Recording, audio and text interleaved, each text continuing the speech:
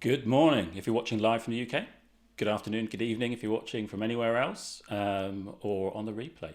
You join us today for our live discussion and interview today with Steve Bradbury.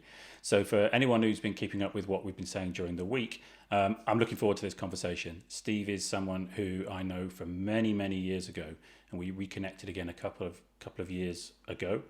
And I was somewhat blown away by the path his career and his life has taken since. So without further ado, let's get him on and say hello.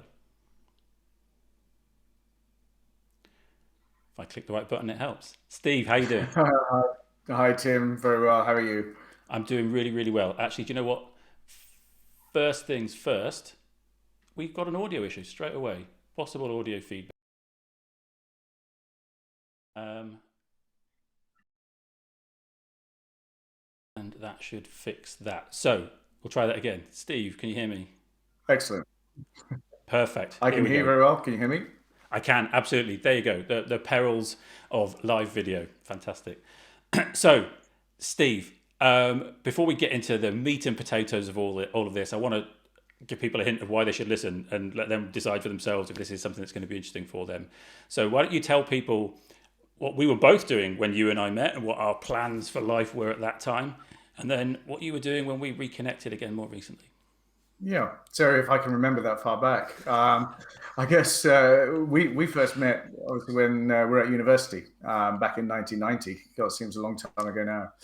Um, and we were both we started out on our aeromechanical systems engineering degrees. We obviously chose the easy ones, and with a plan to both of us, I think we're planning to join the Air Force, the Royal Air Force, as engineering officers, and that's where we sort of started out. I think we were both civilians in our first year, and both got cadetships the following year, Sure. and then went on that path to join the Royal Air Force 3 years later once we'd finished our degrees. Indeed, indeed. But And more yeah, recently, you I are guess now? more recently, I'm now an artist, a professional artist based in Dublin, Ireland, and I spend all day painting in my studio or out on art fairs and exhibitions, and selling my wares around both nationally and internationally. Yeah, and I think when we first caught up and I realized this. You told me this. I was blown away by that. But then when I found out what you've been doing in between times, and I don't think anyone would call it a nice linear transition between those kind of two lifestyles at all. It was very different. I was intrigued, and we started talking, and it just got too interesting not to share that story. So to put a little bit of context on what we've just said there, was Steve sort of saying tongue in cheek about, oh yeah, we chose the easy degree, right? Aerosystems engineering is rockets. It's actual rocket science. When people say, "Hey, it doesn't take a degree in rocket science," that's it. You have to be some special kind of masochist to go, "Hey, I'm interested in engineering and I maybe want to join the military, but first, degree in rocket science." Seems like a great idea. It's hard work. I think we could both attest it was Oh, it certainly was. bloody Yeah. hard work. Yeah. So, and people say it's character building. No, it's not. It's just hard. There are much easier ways to get into what we did. I But should have done basket weaving or even art. That could have been a good. yeah, so I met enough engineering officers in the Air Force who knew no more about engineering than your average art graduate, so you'd have been fine. So, yeah, that was great. So, there it is. Someone who's drawn to that very academic discipline of engineering and to a life in the military, which, with all the stuff, even people that haven't been involved in the military, I think, get that everything comes with that. Your life is then in the military, everything about it, all your support mechanisms, probably most of your friend network and all the rest of it. So, for two people that were drawn to that, for you to then ultimately find yourself doing something that's utterly creative. It supports you, but it's still utterly creative. What I'm really interested in, and what I hope we can draw out through this conversation, is what's the stuff that's just true about you as a person that has always been true through all of that, and what are the things that you had to kind of discover and wrestle with along the way to know that what you're doing now is the thing you really want to be doing. Because, and I think that's the spoiler alert, right? When we reconnected, you were very clear with me that what you are doing now is what you were meant to do. Can you tell us a little bit about that? Yeah, absolutely. And I think I guess I've always been creative. I've always had that creative gene within me. I've always wanted to do something. Always think outside the box. And I guess even my Air Force career and subsequent careers, which we'll come on to in a while, I've always had that sort of creative edge. I've always been thinking strategically, always looking like, what can we change? What can we do? What can we develop? How can we do this better? How can what are other ways of making things work? Now that was great. It always held me in good stead for coming up with new creative ideas. The downside to it is the implementation of that. I was always a little bit further ahead than quite a few of my the people I was working with, and therefore trying to impart that across and get them to come with me was always a challenge. And certainly that became more of a problem later on in life in other careers, and I'll come on to that in a while. For sure. But yeah, so I've always had that creativity there, and I guess it's just how I've adapted that and used it in different ways, and how that's actually come to fruition now in terms of my business and how I run things these days.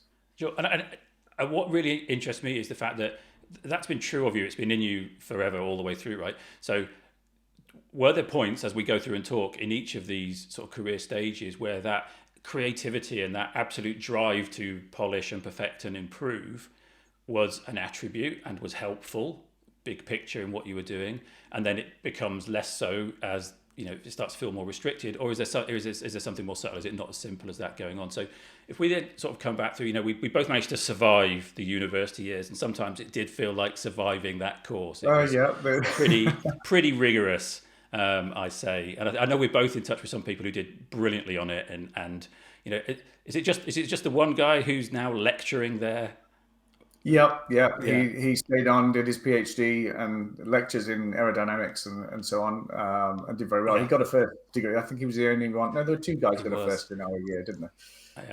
It was kind of never left. So he found his place, right? So lucky for him. I mean, literally, sucks to be us that it took us decades to find that final perfect true calling. But Alistair obviously nailed it first time. Well done to you, Al. So we both go on into the Air Force. I mean, did we go through IoT at the same time? I was on 150 course. What were you? Yeah, I was the course behind. I did 3 months extra physio and stuff. I'd injured my knees training. That's right. In between time. But actually, it was more of a 3-month holiday for me. Yes. I was out doing a few other bits and pieces, traveling. I went on a couple of expeditions overseas. So I made the most of that extra 3 months, and then I joined in the October. So I was 3 months behind. This is it. And I was trying to remember why we weren't both on that same intake into officer training. And I remember that you got injured. And yeah, even if it was a holiday, I don't envy you it because I don't begrudge you it, because you need to be pretty much fighting fit to get through that thing. That was another bit of turmoil. But there we are. We're both embarking on that initial military career. And in different ways, it turns out we both had drives that were going to drive, steer us off in other directions later on. But those inherent traits, for you, that creativity, that desire to improve and polish, that kind of just you can't shake. Was that initially a benefit? Was it working out well for you, or was it kind of something that you were having to battle with right from the start? I think there were. It was a benefit right from the beginning. I think as a junior officer in the Air Force, when you're on your first few command tours, you're always coming in. You've only got a sort of 2-year window when you're in that job. So in that 2 years, and I guess for those that don't know, in the military, your career is very much mapped on. It's a competition against others in many respects, but you have a set pattern. You have to do so many command jobs and then staff jobs, sat behind a desk, and do well in those and get certain ticks in the boxes to be able to even be put forward to the board to then compete against everyone else. So for me, it wasn't just about competing. I'm not someone who really competes with others. I compete with myself more than I compete with other people. I tend to work more in a team environment, which is interesting now that I'm an artist sat in a studio on my own for most of the time. But hey, we're all sat on our own at the moment in these COVID times. But for me, it was about using that creativity to come up with new ideas to make things better, to make things work better. And I guess the challenges with that, particularly as a junior officer, you're fresh out of training. You've got some senior guys as your middle managers below you who've been there, done it. They know the roles. They see these new guys coming in every 2 years wanting to make a change. And they sit there and go, well, actually, we'll wait until he goes and then we can just go back to normal. But actually, Yeah. what you want to do is break that cycle. And with that creativity, you're able to do it. But to actually get people to move on that change process is a challenge. And that's something that's been a theme throughout my entire life. But actually, one of the things I found really useful is the other people who are really creative were the junior lads who are sort of the junior ranks who are coming in. So I'd spend a lot of time with them and coming up with new ways of working and getting things done. Mm-hmm. And we'd make change and we'd make it happen. Didn't always sit well with some of the seniors, and certainly with my bosses, who often then see that as always spending too much time with junior ranks. That's not appropriate as an officer. Actually, it was completely appropriate because you're achieving more, and actually we achieved so much more than many others did because we got on as a team. And I think it's just trying to break down some of those boundaries between where you sit as a manager, where you sit in leadership, and how you can actually lead people by being proactive and actually engaged and working with people and creative in the process. I understand it, and I recognise a lot of that. I'm going to put a little bit of context around that for the benefit of those who weren't blessed to serve in uniform for as many years as we did. So what Steve's describing there is that kind of like inadvertently competitive process for promotion. And what young junior officers are taught initially is that your first few years, just keep your head down, stay grey, because you're just kind of just getting through your first tours now, because when you want to impress and when you want to challenge is later on. And you're getting told that by some more senior officers who are actually trying to just want to use you as to stay quiet beneath them in the structure, because they are now on that profile of trying to progress. It's less sinister than it sounds, and they're actually, the Air Force is full of wonderful and lovely people who you can form great friendships with. But that's kind of what the system is encouraging you to do. So if you are someone who is driven right from the start to change, to improve, and you are restless in that, straight away you're kind of grating up against the system there. I'll be interested to see how that then plays out when we go into these other kind of career areas that I'm not familiar with, and see whether that becomes so much of a thing. But I think sort of like you, I was to some degree always I saw my job as these people that I was working with, I was responsible to them for helping make them do their jobs sometimes better, but certainly more efficiently and easier. The demands on military personnel's life are ridiculous anyway. It's in every aspect of your life. You can get a call one day saying, yeah, you thought you were going on leave and on holiday next week. You're not, because someone's invaded somewhere and we've got stuff to do. That is in everyone's lives all the time. So trying to make it easier, trying to support them be better, make their lives on whole a little bit easier, is what I think the role of a junior officer is. Many senior officers see the role of a junior officer to make the senior officer's life easier.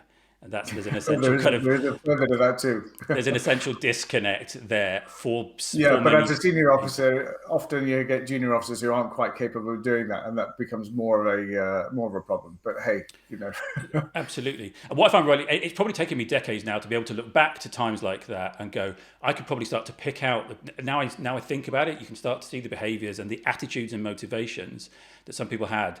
That meant they were brilliant at what they did, and they were kind of inspirational leaders of their teams and leaders on operational detachments, things like that. But they were probably never going to stay for the long haul, because the kind of hierarchical demands were just going to frustrate the living hell out of them.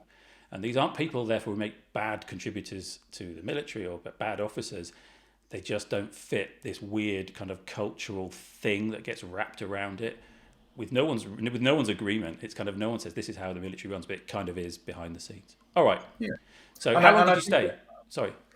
So yeah, I think exactly that point that you say there. I think so. I was there for 16 years, and one day I did the extra one because I wanted to make sure I got my pension.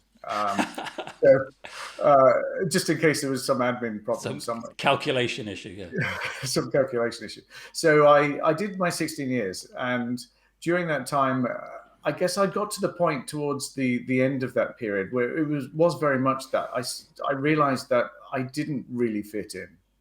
I had an approach that I wanted to take. I was very focused on achieving the task, very focused on the operational goals, on what I needed to do for the organization or for the role that I was in, but also in delivering that task, making sure that the guys that worked for me were actually looked after as well. And exactly as you said earlier, it is very much a whole lifestyle as opposed to, it's not just a job or a career. Sure. you're engaged in people's, even to the point at some points where some people were in trouble financially, and you're having to write checks for them and so on. Certainly in the early years, that's how much of um, a how much influence we had over everyone within that sphere that you were working for. So it was an interesting sort of dilemma. But I got to the end of that 16 years and realized I'm not someone who wants to sit behind a desk for another 17 and a half, 18 years afterwards, fighting my colleagues to see who can get highest the quickest. Yeah. And at that point, I guess all the boys' own stuff was over. So there's no more sitting and running on the front line and running around with big fast jets and smelling the avtir on the runway every day. That was gone, and it was very much a case of having to look at strategic roles. Yeah. And from my perspective, yes, that was where my forte was in terms of using my creativity, but it didn't excite me. I think And that's where I decided to do period of something time. else. I left after about 9, 10 years, so a while before you did, and which is why we kind of lost touch with each other. Yeah. And I remember talking to my desk officer at the time. So these are the people who sit back at a command HQ and manage the careers of officers, because they are scarce resources with very specialized skills that have developed over many years, and they're trying to make sure that they're putting the right people into the right roles in the future, and they do a so-so job of that. But I remember the guy calling me when I resigned my commission, wanting to know what the heck was going on, because they had a spate of it. And the phrase he used was, "It just feels like the minute to him, like anyone with any get up and go is getting up and going." And I think there was a certain truth to that as well for a while, because I think particularly within our specialism as well, we're in this weird thing where the kind of the structure had got out of whack, and there were more people in senior ranks than there were in junior. So you just had to basically not get caught for anything too bad, and you were getting promoted. And I found that terribly unfulfilling, and I know there were other people who felt the same kind of way. And so, it almost encourages to get up and get out. So at different times, that's what we both did. So talk to me about that transition. So when we talk about big changes like that, I always look at it as there are push factors and there are pull factors. There are reasons I don't want to be here anymore and just want to be somewhere else. And there are reasons I want to go to a specific thing now, which will take me away from this. So weigh those up for me. How were those playing off against each other at the time? So I guess at the time I was, I had all these factors of, is it exciting anymore? Is it something I want to continue doing? I then looked at the financial aspect too. And I was thinking, okay, maybe I'll do a few more years, get promoted to wing commander, get a higher pension, and then think about leaving at my next option point when I was 44. At the time, I was 36.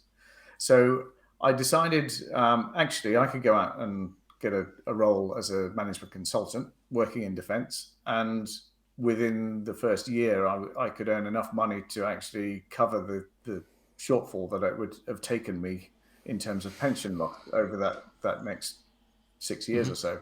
So it just became a financial number issue at the end of the day. Yes, there was that whole excitement that was about doing something else. And I was already working in a strategic role in the Ministry of Defence in London. So it was an easy role to jump across into working for one of the companies that were providing consultant resources at the time. So I did, and I jumped ship and started working as a management consultant. It was an easy transition at the time because I guess I was already doing similar type roles. The challenge became afterwards once that role had finished, and suddenly I was on my own and I had to set up something and try and go out and find new roles and do new work. And that's when things really started to kick in, and I suddenly realized where I was. It'd been an easy transition, but I suddenly found myself at high risk with having to go out and find new roles, new opportunities, work with different companies, different agencies, because I literally was on my own as a sole trader. Right.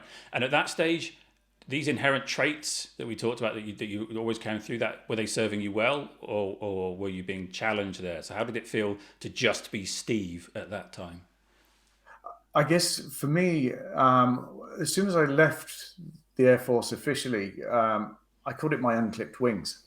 I Wow. felt that Okay. for years I'd been held back in terms of what I wanted to do. I remember in my last role working in London, it was a joint service project working on communications, and I was working for a brigadier.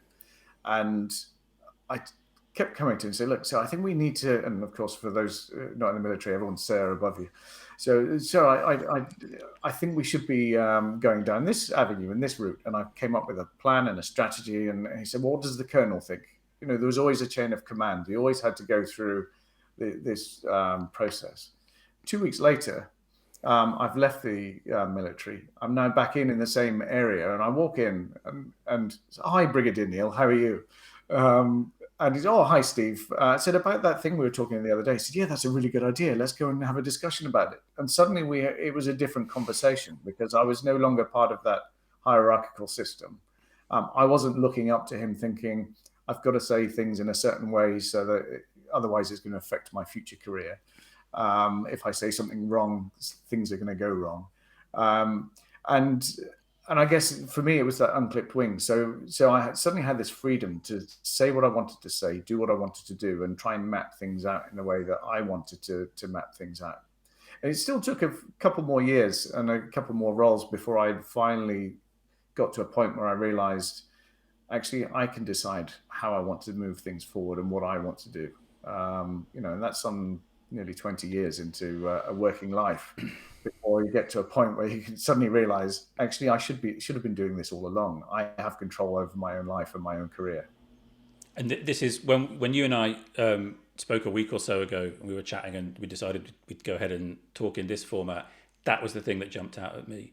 That decades of being you in a work environment before, respectfully, the kind of penny drops. Going, hang on a minute, I get to decide what's important to me. I get if I don't Yeah, want to be going down an avenue, there's nothing forcing me down that avenue. We allow ourselves to think like that when we're in something like the military, where it owns all of your life, and to step away means you've now got to go and put all that back somehow. Be that logistics, be that where your family are, be your other family members might have given up their careers to follow us around as we move, and all the rest of that kind of stuff. And so it feels like a big thing. But yeah, even then, there wasn't actually anything stopping us other than what's in here. So absolutely. yeah. So And I think at that point as well, I'd also we'd settled down in Cambridge. We'd bought a house, and I suddenly realized that I now have to go and find work. I have to get out and get some finance in. Um, so I started contracting. I started working in initially defence projects, and I was based down in Bristol. I was based in London. I was based pretty much all around the country at times. I managed to get 3 months in Cambridge working with marshals during about a 5-year period. So that I only had those 3 months at home, and the rest of the time I was living away from home and coming home on the weekends. So yeah. it was a strain, but I was in control of where I wanted to be. And I at the time I felt that by doing that I was earning enough money. It was relatively lucrative because I'd chosen certain contracts and I'd negotiated rates and so on. And I was in control of that. And in control of the number of hours, the number of days, and everything that I wanted to do. And I could set those targets and agree those up front. And for me, at the time, I was thinking, great, that means I'm paying my way, I'm putting back into my family and so on. But actually, one of the things I realized later on is I was missing out on family time. I Right. wasn't. So it was a false scenario of me thinking I'm providing for my family by being away, but actually I wasn't there for their initial few years of growing Right. up. And this is it. And this is somewhere I suspect we may go, based on the conversation we had previously as well, is that you were providing for your family, but what were you providing for yourself in that scenario? And so there's an interesting kind of bit where you're talking about, that was great, I was doing all this, I got to choose my work, I got to choose what I was earning, and so that's fantastic, right? And so the logical challenge to that is brilliant, but so why we're not doing that right now? Why was that not the perfect end game? So, Yeah. so what was it at the time that you realized you were sacrificing, and what made you realize it? Was there a flashbang moment, or was it sort of a creeping realization? Uh, no, it didn't hit me until quite a bit later, actually. Not until we moved to Ireland. And I was, and I'll come back to some of the other careers in a while because there's a theme that runs through it. But when I moved to Ireland, I was working for NHS England. We've jumped from management consulting into healthcare, but I'm sure we'll come back into the progression to there. But I was running the National Dementia Programme for NHS England across the entire country. And I was commuting backwards and forwards from Ireland. And I realized I managed to negotiate having a month just working from home, just to see how that would work. And I absolutely love being with my children, taking them to school in the morning, and actually just having that flexibility of being around them. It only lasted for a month, and I had to go back and forth then. But I managed to sort of cut that down to just 3 days a week in the UK and 2 days at home in Ireland. I then a role came up locally as a general manager of a local private hospital. So I applied and I was selected for that. And it was only whilst I was doing that role where it became a bit more restrictive in terms of time. You know, you had to be in at 7:30, which meant it didn't really, but it was frowned upon if you weren't. And all my freedom that I'd built up over those 10 years of working as a management consultant had suddenly gone, and I was suddenly back into an organization where I was being restricted again. And I had a little bit of that freedom of being with my kids. I was home now. I was coming home every night, which was fantastic. But I still wasn't able to drop my kids off to school or do some of the things that I really wanted to do. And I think I stuck it out for about 2 years, and I suddenly finally decided, no, I need to go back to what I wanted to do and do my own thing, and decided it was time to give up the whole of corporate life and start focusing on my creative endeavors, which is where I really wanted to be in the first place. Sure. So that's when the thing hit me. And it was actually, how much time have I given up of my family time to focus on careers and things which I thought were helping the family by providing finance. Now, I've taken a significant cut in the first couple of years of setting up a business and trying to run in a new industry in a completely new world. But I'm starting to build that back up by using some of the business skills that I've learned over the years, over the 27 years of working in industry, of various industries. Taking that into my art world puts me in a different position than a lot of artists who don't have a business background. So suddenly now I'm able to try and get some of that financial thing back in, but at the same time, that's not the real driver. The real driver is being time with the family, time with my wife, putting back into my family who appreciate me more than where I was putting in all my time and effort into organizations or into businesses where there was no appreciation or recognition for the work that you actually do. Right. And was there because I mean, those interim careers were, there was something in the kind of corporate jet space, am I right? Yeah. So once I'd left the defense world, I actually did a stint in a zoo, in Twycross Zoo. It was my one of the best jobs that I've ever done, actually. Selling tickets, looking after the penguins? The word penguins, the unbolt penguins. I was a director of resources, so basically finance, admin, personnel, commercial, business development, all of the sort of resource aspects. There were 5 of us on the executive team, and it was a really great eye opener into not just about working with charities, but working with all elements of business. It was there was work around conservation, there was work around biodiversity, there were things I just had no idea about. And it really opened my eyes. As someone coming from a sort of military engineering background, this was just completely out there. And it was a fantastic experience.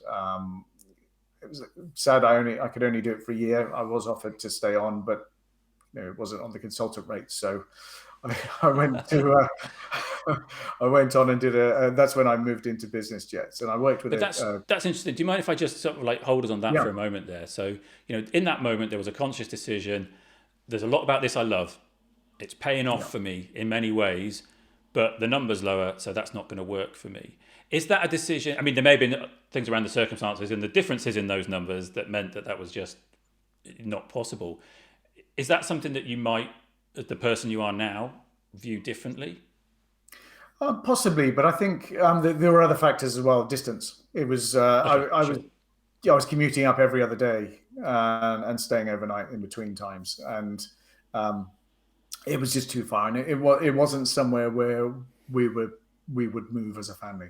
I mean, my wife's a doctor, so she was fairly well settled in the hospital that she was working. So for me, it was a case of I was moving my career around where she wanted to be, which Yeah. is absolutely fine. Um, but that meant I was doing the traveling, and sometimes that just doesn't work. And I didn't want to make that as a sort of full time No, I thing. understand. Yeah, that's the Yeah. important factor. So, what is it you think? I mean, there's a lot, and frankly, it's kind of the dull end of career transition, talking about transferable skills and all that kind of thing. But what is it you think that the people who are on the board of trustees or run a zoo look at when they see an ex-military engineer and go, "This is the guy." What is it they thought or believed or knew you were going to bring? Yeah, I don't think they realised what they were getting. That was that was the Well, they must key. have liked it. They asked you to No, stay on.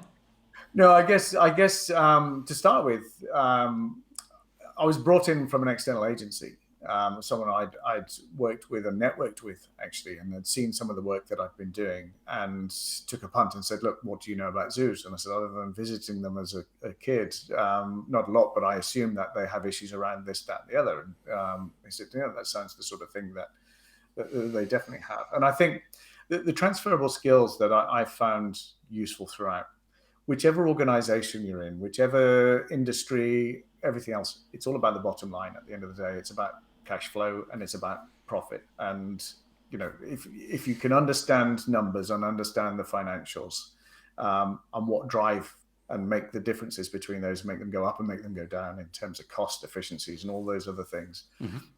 that's the same. Yeah, where they get the money from, and some of the rules and regulations around charities and VAT and other things, which I learned a lot about during that time, um, are different. But in the main, it's about the finance, and it's about the people. And people have different people come with different skills and different silos, different outlooks and things, but they're still people.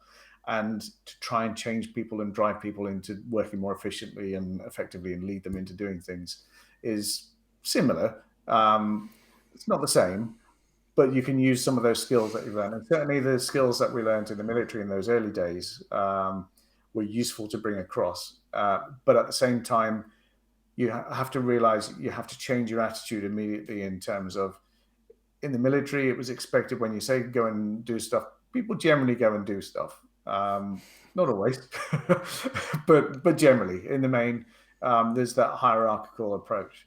When you're in a civilian world, saying, "Can you go and do stuff?" Is like, well, why? You have to give a bit more of an explanation and get a better understanding and lead in a different way. So the approach is slightly different. But actually, you do learn some of those skills, and you don't realize you've learned them in the I, military. absolutely, and I think there's certain types of junior officer who, without realizing it, are learning and developing those skills and operating in that way. Probably the people who are more focused on their team rather than their boss, and are what you don't realize is you're developing this ability to engender trust and rapport. And even if you're doing something unpopular or unwelcome, there's a trust there that there may well be Yeah, a reason behind this, even if we haven't had the time in, say, an operational scenario to discuss, all the options and the whys and the wherefores. And I think there's also the type of officer who just doesn't operate like that at all. It's oh literally, yeah, where's my structure? Where's my boss? When's my boss playing golf? And when's he paying attention to me? And yeah. that's the focus, right? Those people should stay in the military. They just should. They're good at it. And a They're lot good at do. it, and they'll probably have a thoroughly miserable time trying to make a go of it elsewhere. Sweeping generalization alert, right?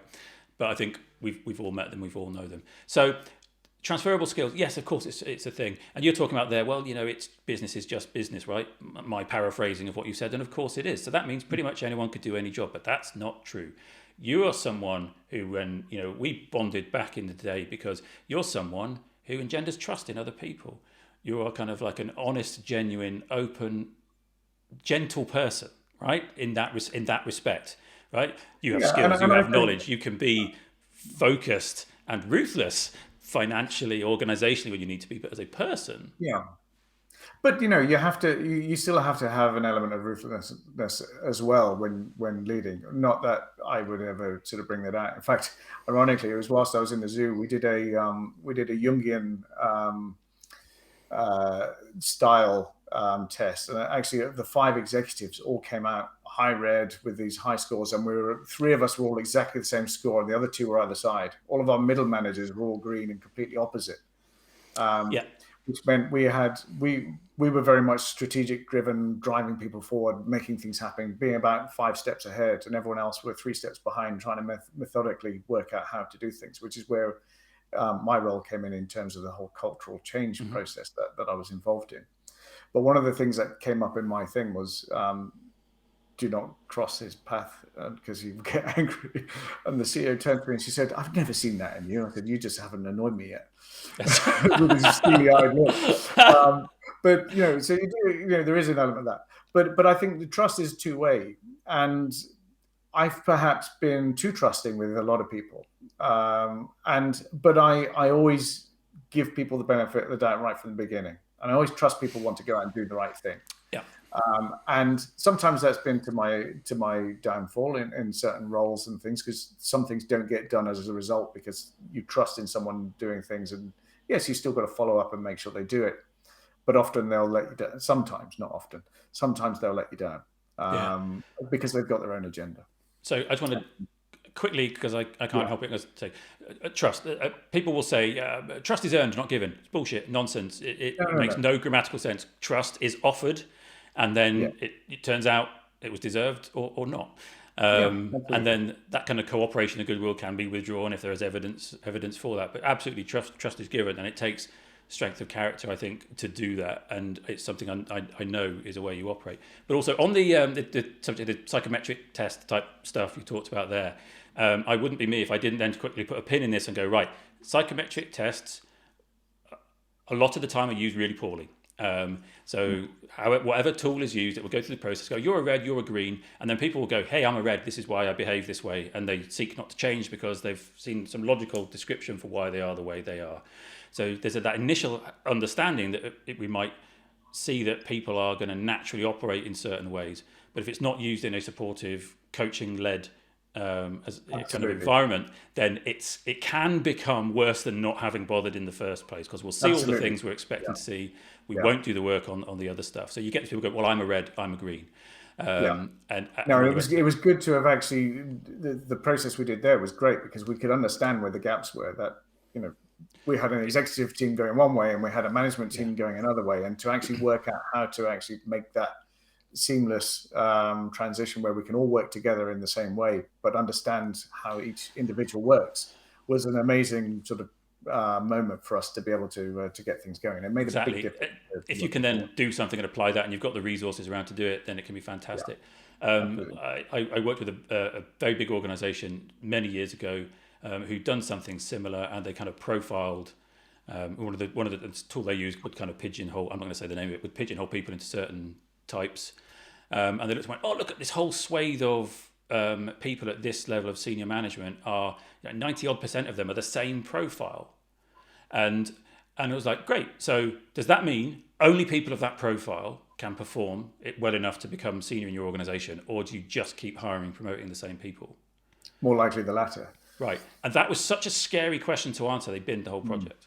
Right, and that was it. So it's, what are you going to do with it when you found this stuff out? It's not just of casual interest. Right, sorry, that's my little rantette out of the way. Steve, art. Yes. Where did it come from? At what stage was it a thing in your life, and at what stage did it start to find a more serious place? So I've always drawn ever since I was a kid. I used to do a lot of drawing, and I remember I was on the French exchange in Rennes. And the family I stayed with, the father was an artist, and he was an artist in a local magazine. It was a sort of semi-adult cartoon type thing, I suppose. As a teenage boy, that was something a bit more entertaining.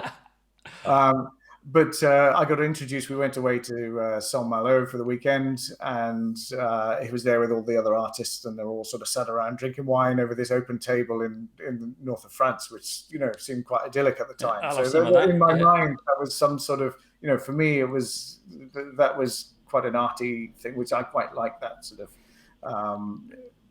that scenario.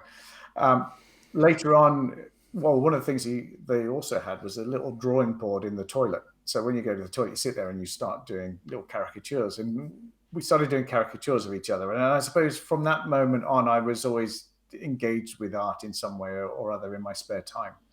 I didn't have a lot of spare time, from my career in the military. I was also doing a lot of mountaineering. I have 5 kids. There was a lot of stuff going on, so I didn't really have a lot of time to focus on art full time. I started dabbling with watercolors when I was 30, so quite late on. I got given a watercolor set for my birthday by one of my fellow colleagues in the Air Force, and I started dabbling with that. And in my spare time, did a little bit more and a little bit more, and then gradually over time, it started to kick in that actually I really enjoy doing this. And a few people started saying, well, would you paint this for me, or could you paint that, which sort of led to a few commissions on the side for friends and family. And after a while, people started saying, well, actually this stuff's quite commercial, you ought to start painting this and selling it. So I did a bit in my spare time, and then gradually as we moved to Ireland, I spent more time doing it in my spare time.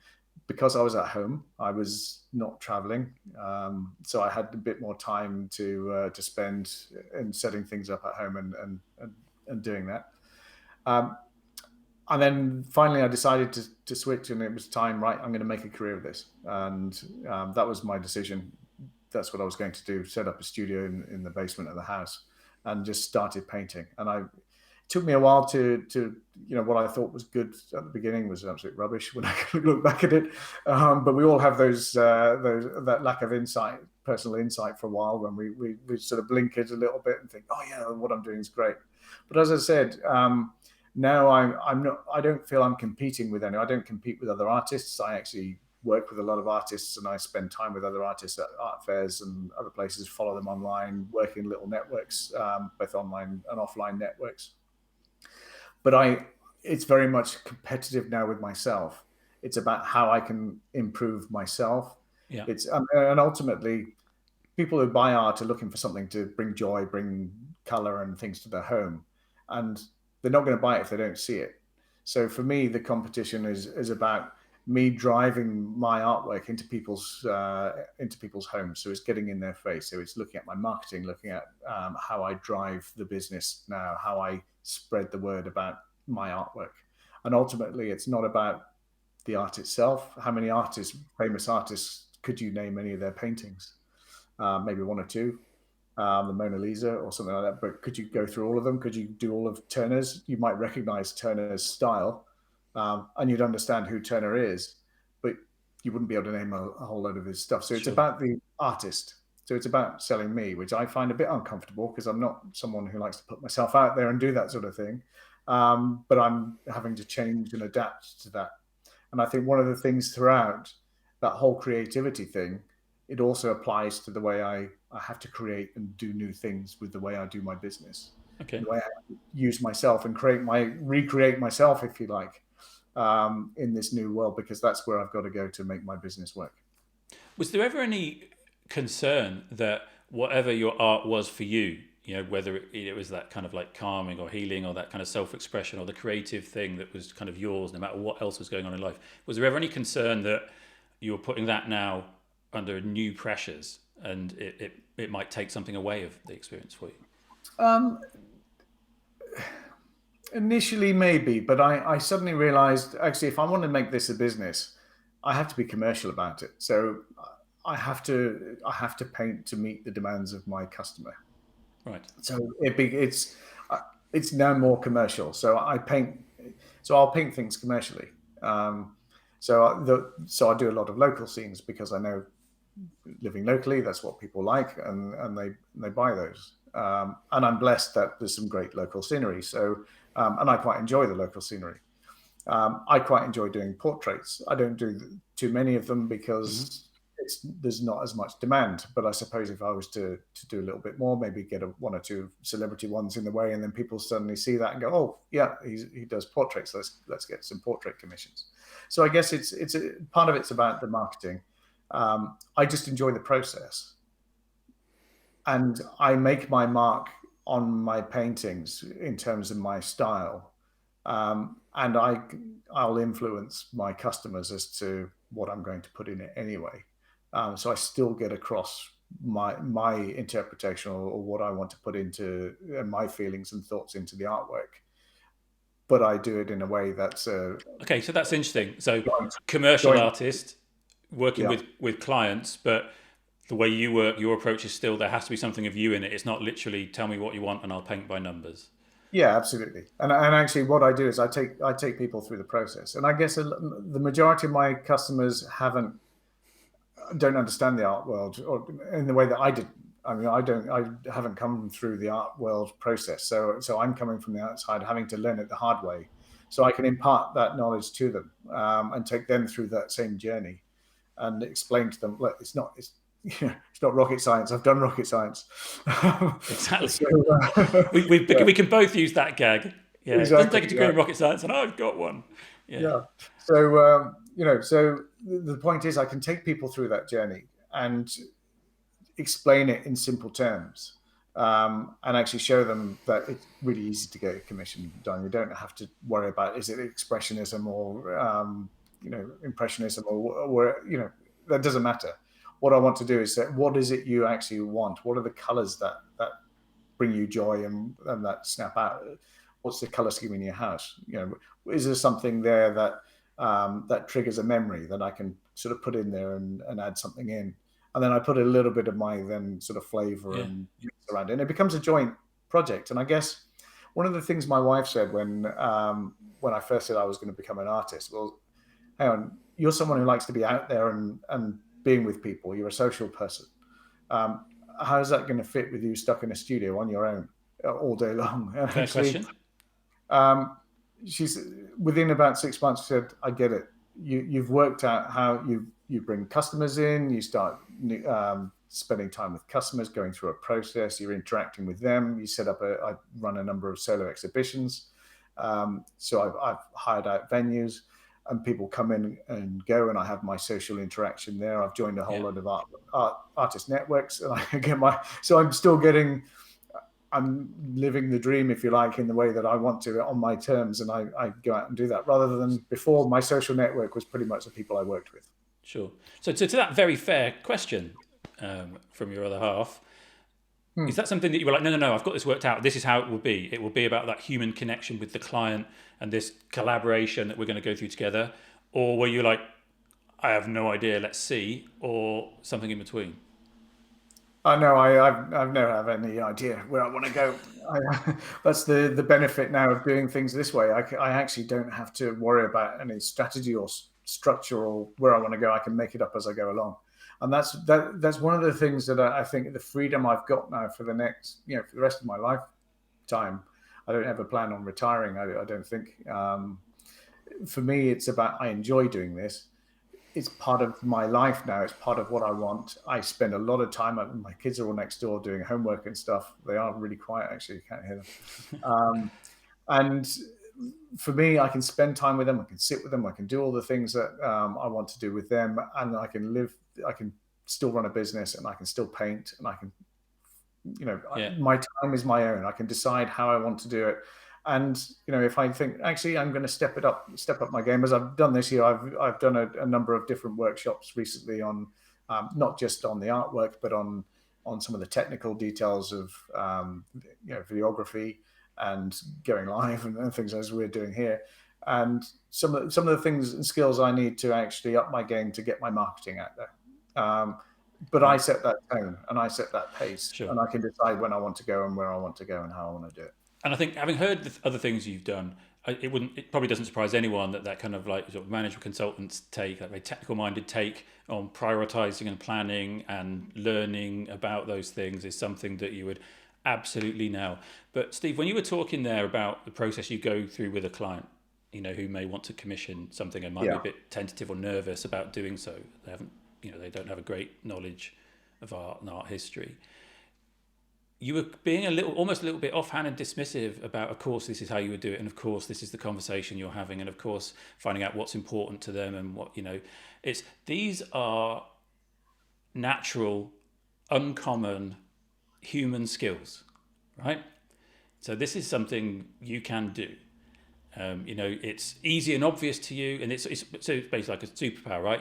Superman's superpower he's not strong because he went to the gym and pumped iron. It's just inherent in him being him. So inherent in you being you is understanding that kind of human connection, and that's what art represents, those personal rest of it.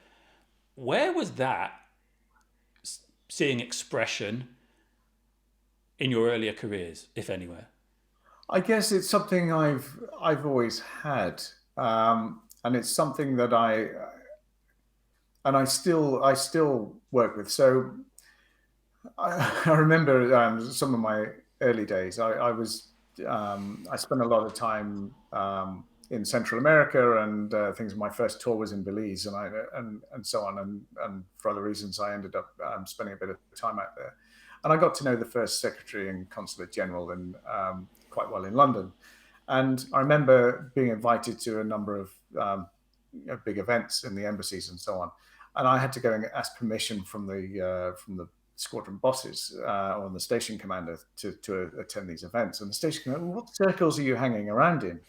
And I said, well, these are just people. And I remember on one of them, I think Mervyn King was there. This was well before he became the governor of the Bank of England. And we're just having a brief chat with him, and then I had a chat with the Polish ambassador about joining NATO at the time, and and then I come back, and then I'm chatting with the guys at work, and then I went away for the Christmas break, and I went back to out for dinner with my parents. And I used to work for my dad, who was a plumber, during my summer holidays, so I was out with all the plumbers, and we were just having a normal laugh. We'd spent years working together on building sites, so I was able to just interact with different people, and I guess I've always had that sort of skill set.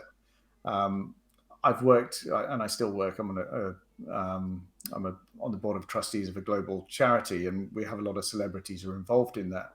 And I often find that we end up connecting much better because I go and talk to them on a normal basis and speak to them in terms of being a person.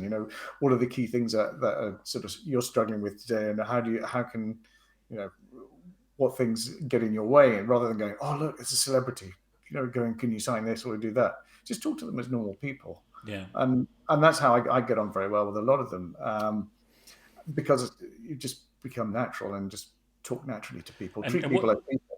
What comes across is that it's you talk my language. You're talking about human connections there. So in all these, when you've been expressing frustrations and talking about things you've done or roles you've had and challenges there were, it's always been a lot of the time in this conversation, it's been in relation to the people you were talking to. So rather than saying I had this problem and arbitrary, there was this issue, you're like, it was this person didn't want to do this, or this person did agree with that approach. Everything's people stuff. So it doesn't surprise me at all, again, that having gone through now into something which could be so solo and so expressive, that you've found a way to make people a part of that. And it's really evident. So I know we've had a few people watching live while we've been talking, I can see, and I know Vafa, thank you very much, Vafa, is making sure that all the technical things behind the scenes are working properly. So Vafa, if you're there and you have any questions, any areas that you'd like us to dip a bit more into, any burning questions for Steve right now before you and I do our wash up next week on this conversation, please fire that question into the chat box there on the Facebook page. And anyone else who's watching as well, if there's anything we've touched on today you'd like to hear a little bit more about, or you'd like me to follow up with Steve on, just let us know, and we'll see the comments come up here and we can pick up on that. So I think sorry, whilst you were just waiting for that, there was and again the people aspect of things, and we touched on some of the healthcare work that I was doing. I found healthcare in itself tends to work in a lot of silos, in which depending on which disciplines you're on, whether you're in the medical profession, nursing, physio, associated professionals and so on, and management. And certainly within the NHS, management and medical and so on, just they don't talk. They don't talk at all, and they put people in certain pedestals and certain things, and actually, work never gets done. Nothing gets achieved because of these silos and these gaps. And what I found, and certainly I was working in operating theatres and things, and running a few of those, and I'd go in and spend time in the theatre with the surgeons, with the nurses, the allied professionals, with the physios, if that was out in another one of my departments that I used to run, and spend time actually with them, actually in surgery with the orthopedic surgeons. It's a bit like woodwork, but slightly different. But actually spending time in their environment and discussing things with them and making the effort to go to their level meant that you could get the conversations that you needed to go. You built that trust, and you're able then to go off and make different decisions and take things further forward. And I think that was one of the key things to me about being able to speak to anyone at their level and just going in and having those discussions. And it breaks down barriers so much quicker. Yeah, okay. And that's, so Faf says, too many nuggets to share right now. So I know what will happen. She and I are catching up late this afternoon. She'll be like, you should have asked about this, and I want to know more about that. So we'll get those bits of feedback and questions from her, and we'll fire those over to you separately. And so for anyone who has found this in any way interesting, so Vafa and I will be getting together to talk about Steve's journey, the things that occur to us about it, but ultimately as well, and not a conversation for today, one for another time, is you and other people we're planning to talk to have been through these like very different stepping stones of a professional life, and work being a huge part of everything we do. And along the way, sort of spotting those things that have been true all the way along, and finding after a long amount of time that actually they kind of know themselves a bit better and know it is what they want, and they know that they get to choose, as you were saying, that kind of moment of clarity that came to you at a key point. And I think what we're all keen to work towards is, how do we take that knowledge, that learning, the common experiences that people have in their different lives, and put something together so that people can navigate that a bit more consciously. So people don't have to go from this role to this role to this role that are all a bit the same but different, working out where the overlap of things that are a bit painful or not quite right that fit in their life, until they go, oh, I get to choose, and now I get to choose, what do I want it to be like? How do we start to encourage people to see themselves as actors in their own professional career development, rather than just going down a narrow corridor of whatever one they went in out of university? I think one of the key lessons for me is understanding where your priorities are and where your key values are and where you're appreciated most. And more often than not, that's your family.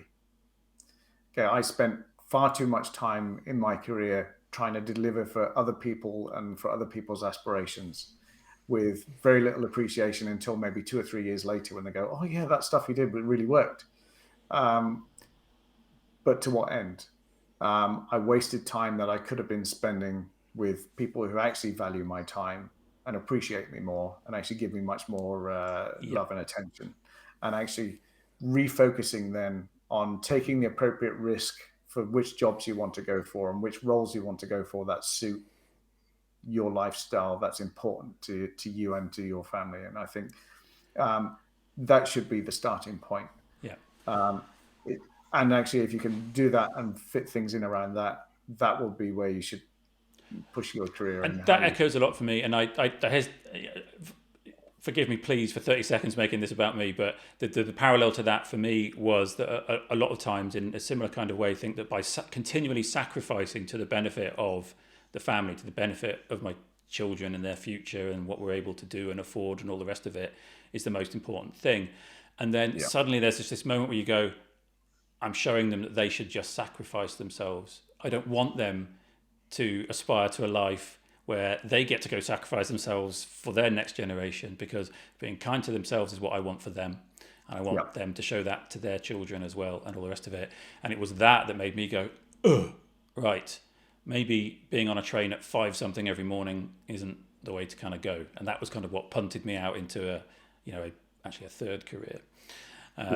So yeah, I have huge parallels with that. Not everyone has families. Not everyone is lucky enough No, to have no, children exactly. and families, and so the Yeah. situation will be different for them. But the common factor there is being kind The to common themselves. factor is, yeah.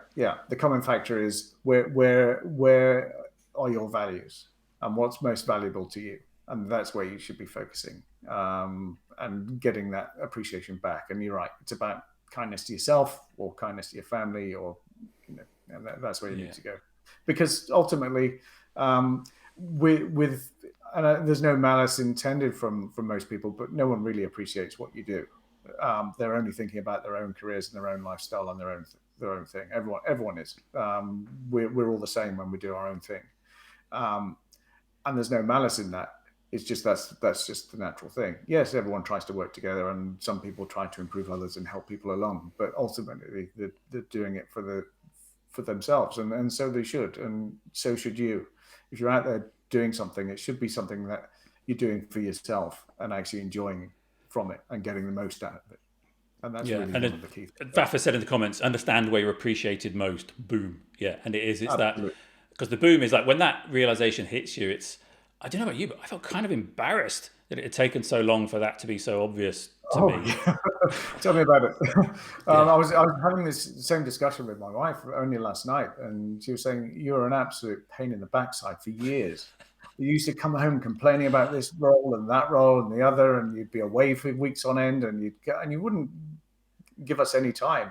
And then suddenly, it's all changed." And she said, "Finally, I've fallen back in love with you." And there's all sorts of, not that we're really out of love, but it's just that yeah. we've become much more closer as a couple and as a family and as a unit, and we appreciate each other. And it's great just to have that friendship But back that's it. that So she's, we could have lost if I'd have carried on that profile. There wouldn't have been a family left for me to come back to at yeah. some point.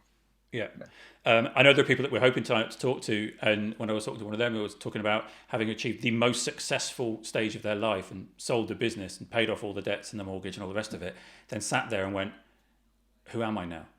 Right? Yeah. It's so kind of, whereas you've gone the other way and you kind of like rediscovered who you are, and that's been validated by your wife going, yep, there he is, that's the guy, that's Yeah. the guy I met.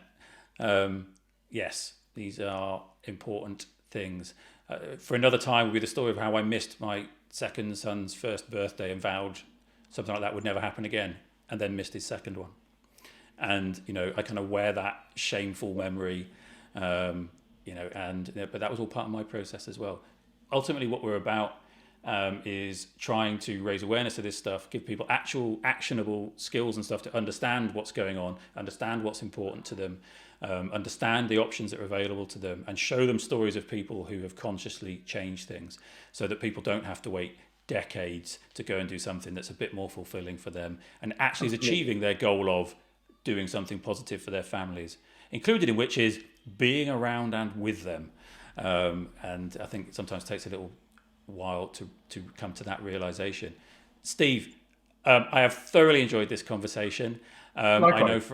I know for a fact I've got a whole bunch of stuff I'd love to follow up with you afterwards.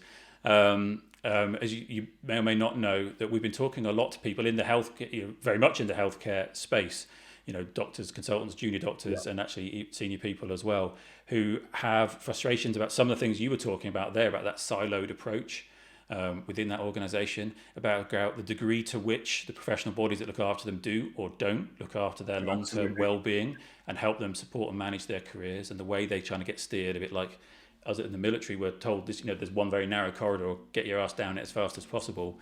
I think in medicine as well, there are similar debates going on as well. So it would be lovely to bring you in to some of that stuff and introduce you to some of those people as well. Yeah, happy to. I've got some very strong views about all of that. Having I'm spent sure you do. about 5 or 6 years now in healthcare, and obviously my wife being a consultant too, and being with her for so many years and getting all the stories back from her perspective as well. Yeah. She's fairly level headed too about the whole thing. Yeah. So It'd be great to get your perspective, and maybe even hers as well. I'm going to say even hers, absolutely. if she's prepared to come and talk to us in a scenario like this, maybe as well. Yeah, yeah. Steve, it's been absolutely fantastic. Thank you for joining us. Thank you for giving up your Pleasure. time. Good to speak To to you again.